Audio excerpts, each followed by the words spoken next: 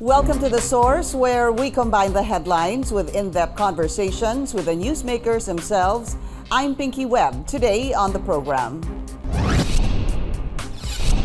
the Senate Blue Ribbon Committee recommends charges against former officials behind a controversial sugar order, but a senator says they could merely be fall guys. An immigration officer is allowed to turn state witness in the pastillas scam bribery case. And government urged to ban sexual offenders from teaching in schools. Deputy Senate Minority Leader Risa Hontiveros joins us live.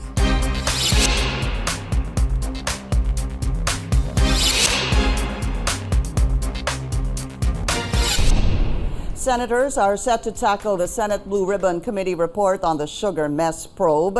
In their plenary session this week, the report recommends the filing of administrative and criminal charges against the signatories of Sugar Order Number 4, which was supposed to import 300,000 metric tons of sugar. The committee wants those liable to face criminal charges ranging from graft and corruption to usurpation of official functions and violation of the Anti-Agricultural Smuggling Act. Administrative charges were also recommended. But a senator says the report could be putting the blame on mere fall guys, and this may cause fear to some agriculture officials to sign importation documents. Let's go straight to the source of this story. We have Senator Risa Hontiveros. Senator Risa, good to see you again. Welcome back to the source. Thank you, Pinky. Good to see you too. Hearings on the sugar fiasco, a total of 3 hearings were held regarding this. First, I wanted to find out from you, would you say the 3 hearings were enough to establish facts for the Senate Blue Ribbon Committee to bring out or issue its findings? I think, Pinky, the 3 hearings would have been enough to establish some of the facts, including at least one that is in the committee report. The one finding that I concur with, which is that the committee report would say that there may have been a shortage. I would go as far as saying there was a shortage and there still is a shortage. Pero para suportahan yung ibang mga findings, and even more importantly, para maglabas pa ng mga dagdag na facts, then it would have probably been better to have more hearings. Okay. Kaya nga nung inikot yung draft committee report, I dissented. Opo. So, what we know so far is that 14 out of 17 senators signed the report with one dissenting opinion, which is yours. Ibig sabihin ho nun, di ba? Please correct me if I'm wrong, Senator. You signed it, pero meron kayong dissenting opinion. In other words, tama dun sa ibang puntos, pero hindi kayo sang-ayon dun sa ibang puntos. Nonetheless, nag-sign po kayo. You're part of the 14. I'm part of the 14. Pumirma ako sa committee report para ma-sponsor ito sa plenary, para ma-interpellate namin at posibleng maamyendahan. But I noted that I dissent and that the minority will issue a minority report. Pero there were 14 out of 17, and I believe this is the Senate Blue Ribbon Committee. So, ano ho ibig sabihin ng tatlong hindi signatories? Does that mean they don't agree with the findings? It could mean either that they hadn't seen the report o posibleng ni ayaw nilang ipa-sponsor sa floor. I cannot guess what it means, pero yun yung ilang mga posibilidad na nakikita ko. Opo, I just wanted to find out ano yung, I understand of course that's their opinion on the matter, but I was curious to find out ano ho kaya ibig sabihin pag hindi nag-sign yung tatlo. All right, so moving on. You signed, as mentioned a while ago, with a dissenting opinion. You already said, is it just one point you agreed on, that there is or possibly a sugar shortage? Is that it and nothing else? Just that one, Pinky. And I dissented with the other points in the report. Okay. So I just wanted to bring this out, Senator. Regarding the supposedly or allegedly sugar shortage, I was looked into, and I actually looked into this sugar bulletin of the SRA. First, it was passed on to me, which we counter-checked. It really said that as of the first week of August, I would say sometime August 7, there was a 300,000 metric tons deficit compared to the same period last year. Ibig sabihin, Senator, I'm sure you understand, from last year to this year to date, meron po nakita na parang deficit na 300,000 eh. What does this mean? Pagka sinabi ho bang gano'n na may 300,000 deficit as of, let's say, August 7 this year, ibig sabihin ho ba noon meron na talagang sugar shortage? Ibig sabihin, and I'm glad you mentioned, Pinky, the term same time last year, kasi this is apparently based on the Sugar Regulatory Administration data, the SRA data. This is not the first time that this is happening. Sabi nga sa hearing, for the last three crop years, merong shortage kasi nananatiling pareho ang demand or ang consumption level natin. Sabi nila mga 1.2 million metric tons. Pero in the last three crop years daw, domestically, we have been able to produce only about 900,000 metric tons. Kaya di ba, simple arithmetic, kulang talaga ng 300,000 metric tons. And sabi nila, this current shortage ay dahil din those or the sugar that they contracted to import under the sugar order number 3, so the previous sugar order, in yung February. iba daw doon, and according to them, these were all industrial sugar for production by industrial manufacturers of food and drinks.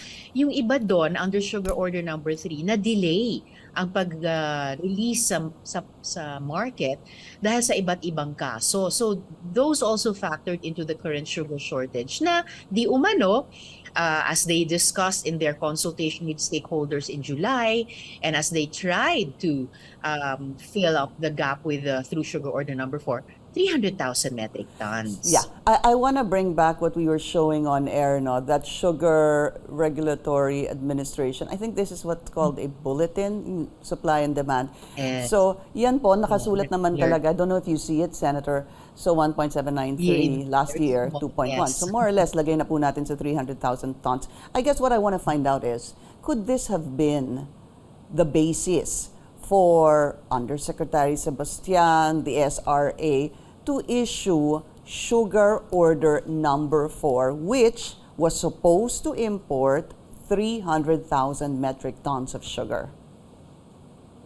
Well, until the end of the 3 hearings, yun yung sinasabi ni na Yusek Sebastian at Administrator Serafica at Board Member Valderrama, no, primarily, and among others, na based sa SRA data na yan, which are regularly collated by the SRA, and based on their consultation with stakeholders, particularly last July 29, at ito daw ay in-update nila sina E.S. Rodriguez, pati si Presidente, and they were given instructions by the executive to prepare a sugar importation plan or program or a sugar order.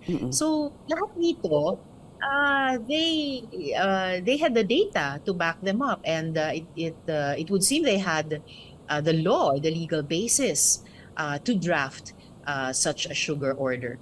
There was also a memorandum issued by the ES himself, also last July, Pinky, delegating some of the powers of the Secretary of Agriculture, who right now happens concurrently to be the President. Some of these powers were delegated to the Undersecretary. Of course, subject review, and revocation by the President, which is what happened now to Sugar Order 4. Yeah. So you actually covered a lot of the points, no? Sabi niyo nga na pinag-usapan nila to with ES, the President. Meron pong bulletin na naglalabas na there's a deficit of 300,000. There was a memorandum given to Undersecretary Sebastian by the ES, and he thought he could sign this on behalf of the President, to which he did. You covered all that. There was supposed to be... as Agriculture Secretary, not as President, yes. Yes, sorry. Si Yusek Sebastian signed it on behalf, hindi ho ba? doon sa Sugar Yes. Order number 4. Okay, so you covered all that. But let's go to the defense of Executive Secretary Vic Rodriguez. What he was saying was, ang sabi namin, to draft a plan. Plan, hindi to import na at to sign this. Does that make sense? Because kung yun hon sinasabing pinag-usapan nila na plan, bakit parang tila lumundag dito bigla sa Sugar Order number 4? Because kung ginawa pa ni PS Rodriguez yung kanilang complete staff work, he would know that in the SRA, under the DA, a sugar importation plan means a sugar importation program, which means a sugar order or a draft sugar order. Plus, in their meetings with him and the president, they understood that there was a sense of urgency because of all these, the data, the resolutions of almost all the stakeholders in the industry supporting importation, even supporting that number of 300,000 metric tons. So they followed apparently they followed the law. Apparently, they followed the instructions of the executive, even of the chief executive. So, yung mga sinasabi ni E.S. Rodriguez don't square with these testimonies and with some of the most important facts. Okay, so you're saying that these men could actually be really fall guys. Let's talk about them. Are you referring to Yusek Sebastian, SRA Administrator Serafica, Board Member Valderrama, Board Member Beltran? Are you talking about all of them rather? I'm talking about them, yes, Pinky. So, Senator, if you were saying or thinking that these are mere, or they are mere fall guys, who is the culprit? Well, the buck would have to stop at the desk of the ES, I guess, because during the hearings there were also other theories sort of swirling around. One that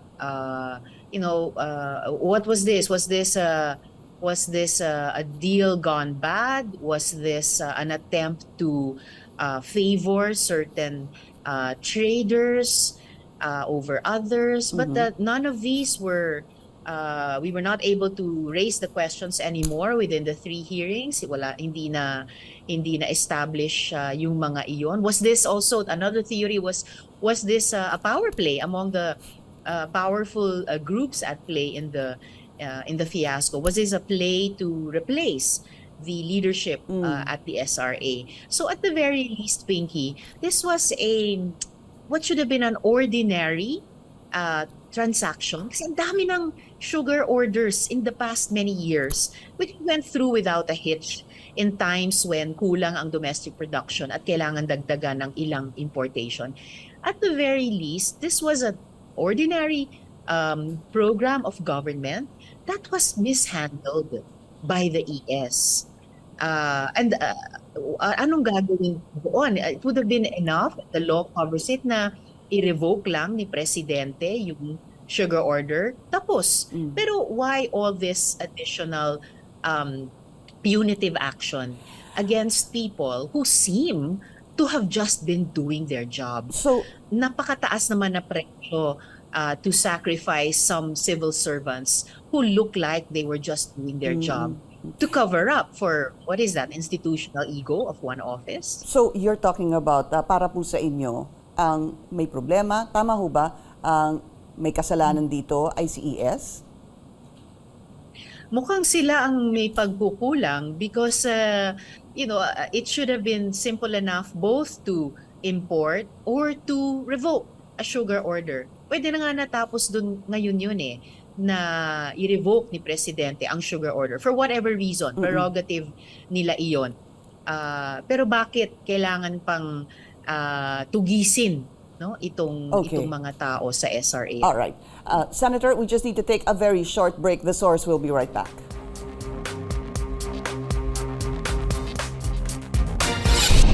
You're watching The Source on CNN Philippines. I'm Pinky Webb. Our source today is Senator Risa Hontiveros. Senator, I wish we could talk about this some more, but there are other issues that we need to discuss. But it was just quite important to highlight what you said a while ago, that you have your own theories, hence possibly the reason for your dissenting opinion.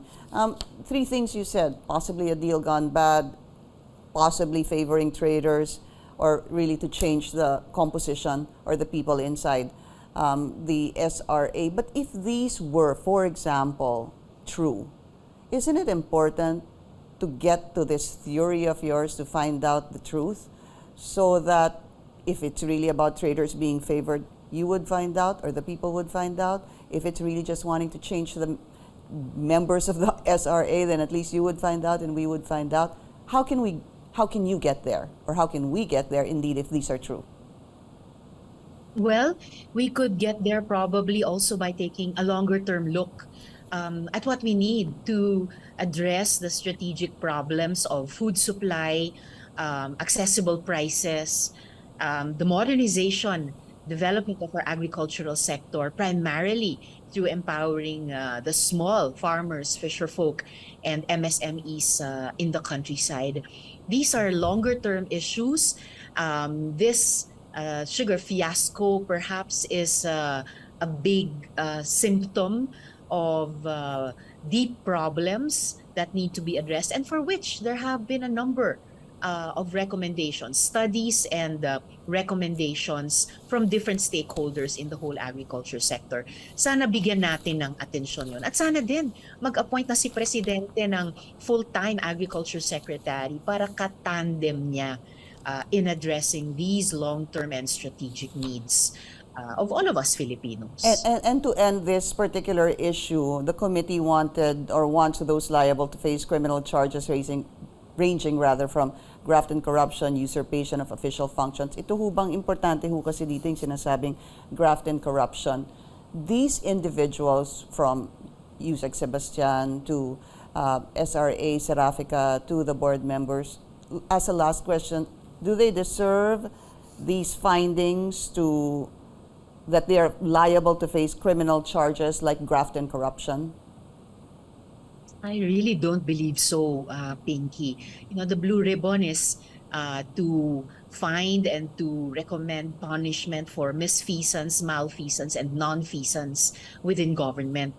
At hindi rin kami dapat maging eksena ng scapegoating, or we should not be part of persecuting fall guys. I really think our civil servants in the bureaucracy, if and when we know they are just doing their job according to the law and according to instructions of the executive, Okay. they deserve much, much better. All right. Laptop, there have been 2 hearings, this 2.4 billion pesos. Just maybe one question. What have you learned so far? I guess the question really is, Senator, bakit ho mula sa 35,000 ay naging 58,000 ang pagbili ng mga laptop? Ang tanong na lang siguro, was this substantiated? Nagkaroon po ba ng linaw bakit? Nagkaroon ba ng Linaw kung bakit tumaas yung presyo from 35,000 to 58,000 per computer? May mga paliwanag na ibinibigay so far both ng PS-DBM at saka ng DepEd, but I don't think acceptable pa sa Blue Ribbon Committee. And what's even more disturbing, Pinky, yung ganitong nagiging pattern na kasi ng transactions in the hands of PS-DBM, hindi lang kasama ng DepEd, pero ng marami-rami pa, at least a dozen other government departments and agencies. And not just this last year, but the last many years, a few of these transactions dating back to the year 2010 or 2011. Mm-hmm. And when we did a running total, we summed it up, it came to 6.5 billion pesos. So triple what we're investigating between PS-DBM and DepEd. At kaya rin sa aming for one, I don't look kindly dun sa hiling ni dating Yusek Lau ng PS-DBM to lift the suspension of or to lift the whole departure order of the blue ribbon on him, because he still and his group still has a lot to answer for. But very quickly, though, should it be abolished? The PS-DBM Secretary Pangandaman was saying, basically, maybe we can give it a chance. They will institute reforms. Are you open for that? A little bit, kasi maaga akong sumuporta sa mga panawagan ng mga kasama kong senador to abolish the agency. I will weigh what Sec Pangandaman has appealed. Pero ang dami-dami na nito to have been just honest mistakes. So kung ma-abolish man o hindi ang PS-DBM, still the work of identifying the culprits must be completed and accountability exacted. Again, another short break. The Source will be right back.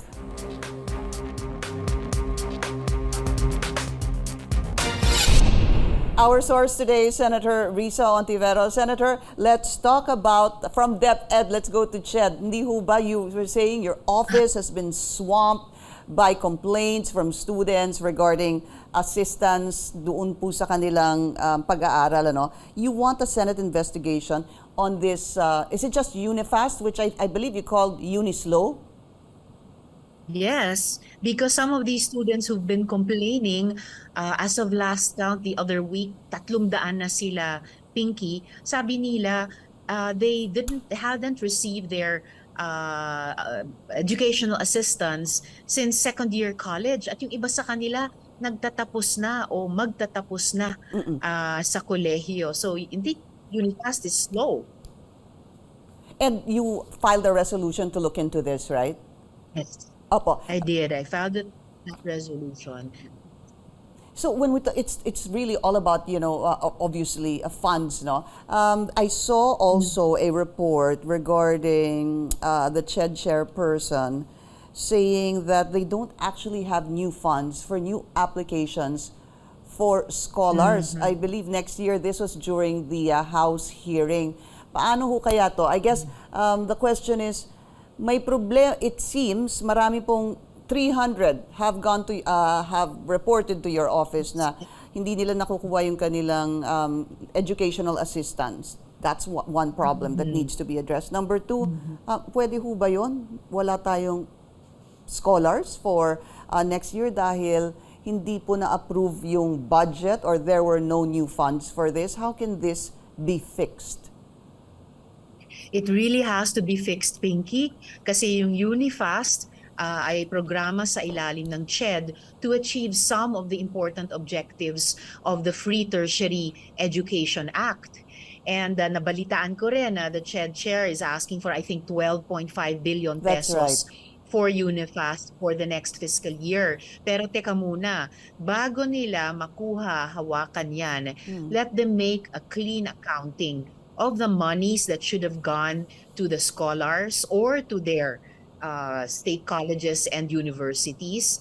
Linawin yung red flags that were raised by COA itself, either about unreleased educational assistance to the students or reimbursements made to the their colleges and universities, even without request from these institutions, or reimbursements made without receipts, or educational assistance through the colleges and universities na hanggang ngayon din ay hindi pa na ibibigay. Hindi lang mga estudyante, hindi lang mga scholar ng Unifast ang nag-aaral kasi, Pinky, pati yung ibang mga colleges and universities na partners dapat ng CHED sa programang ito. Okay. And last issue, Senator, let's talk about online sexual abuse, exploitation of children. Pinag-usapan po natin to yung latest on Usapang Diskarte, and I saw a tweet of yours saying that you're commending, is it the DOJ and the PNP?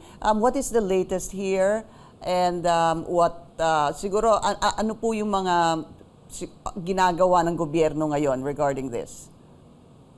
Well, the latest, Pinky, would be that the executive is working on the implementing rules and regulations of that anti-OSAEC or online sexual abuse and exploitation of children law.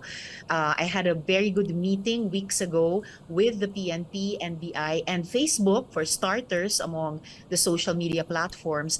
Nagkasundo sila that they would try to include in the IRRs that social media platforms must immediately take down offensive material. They must preserve these as evidence, and they must turn them over immediately to our law enforcement authorities. Today, actually, or rather tomorrow, Pinky, the budget briefings will begin here at the Senate.